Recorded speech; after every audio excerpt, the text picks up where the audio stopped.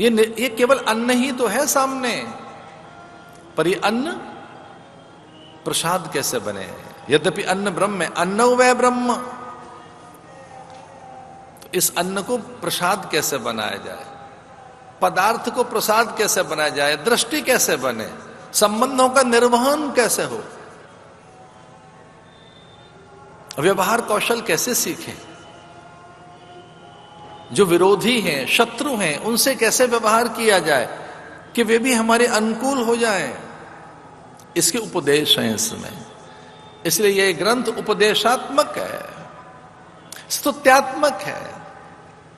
इसमें अनेक युगों की घटनाएं हैं, इसलिए घटनात्मक है।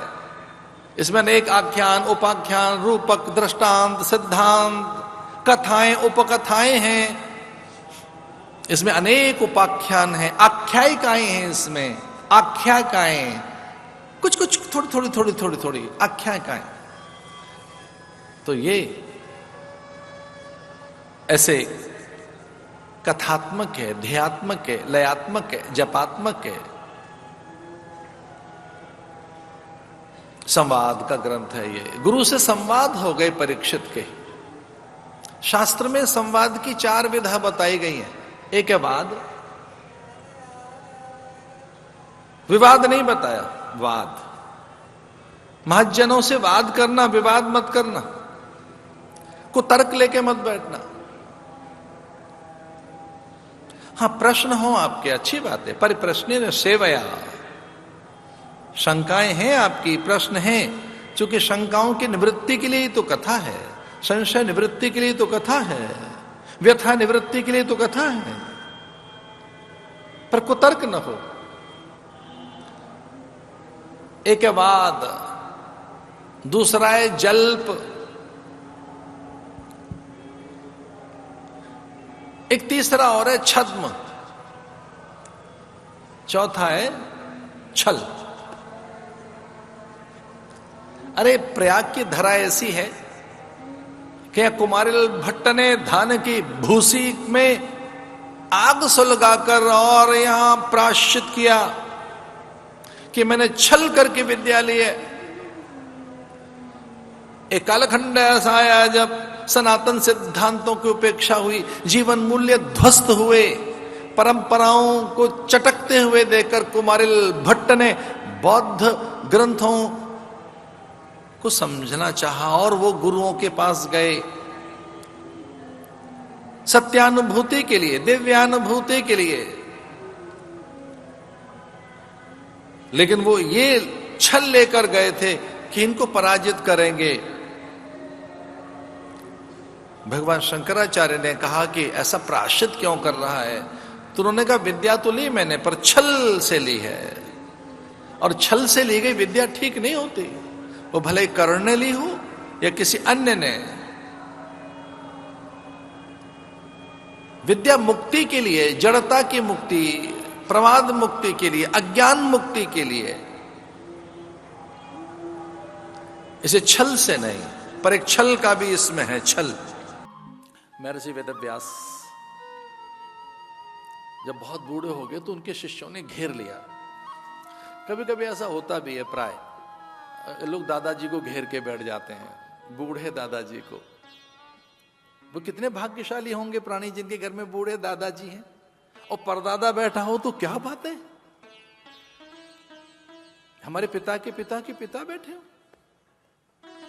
तो एक बार महर्षि वेदव्यास को घेर कर बैठ गए सब, साधु, महात्मा, ऋषि, मुनि, ज्ञानी, गुणी, सदगृहस्थ, ब्रह्मचारी, वानप्रस्थ, ऐसे बहुत लोग घेर कर बैठ गए और उनसे कहने लगे कि आपने 18 पुराण लिख दिए, इन 18 के 18 उप पुराण लिख दिए, इनके भी उप पुराण लिख दिए। एक नहीं 18, और 18 नहीं 36, और 36 नहीं और भी 18 लिखते रहे जीवन भर। ये भागवत पुराण, अग्नि पुराण, ब्रह्म वैवर्त पुराण, पद्म पुराण, ब्रह्मांड पुराण, गरुड़ पुराण, ये करते क्या रहे आप? इतने पुराण लिख दिए आपने, इनमें लिखा क्या है? तो महर्षि वेदव्यास कहने लगे कि मैंने लिखे तो हैं 18 पुराण, फिर उनके उपपुराण, फिर उनके उपपुराण।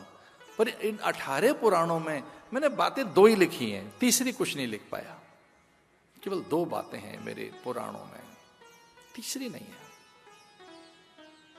मैं लिखना तो एक ही बात चाहता था, पर लगा कि अब एक बात के लिए कलम क्या चलानी, 2 लिख देते हैं। जब लिखना ही है तो एक बात कहने के लिए, एक विचार लिखने के लिए इतने ग्रंथ रचे जाएं, तो हमें लगा 2 लिख देते हैं। तो उन शिष्यों ने, जिज्ञासु मुमुक्षुओं ने, सत्य पिपासुओं ने, उन सभी साधु महात्माओं ने एकाग्र होकर महर्षि वेदव्यास की ओर देखा, क्योंकि महर्षि वेदव्यास बहुत गंभीर हो गए थे। और उन्होंने कहा कि मैंने केवल 2 ही बातें लिखी हैं पुराणों में।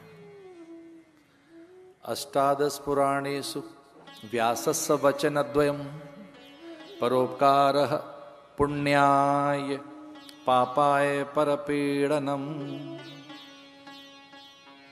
18 पुराणेषु व्यासस्य वचनद्वयम्।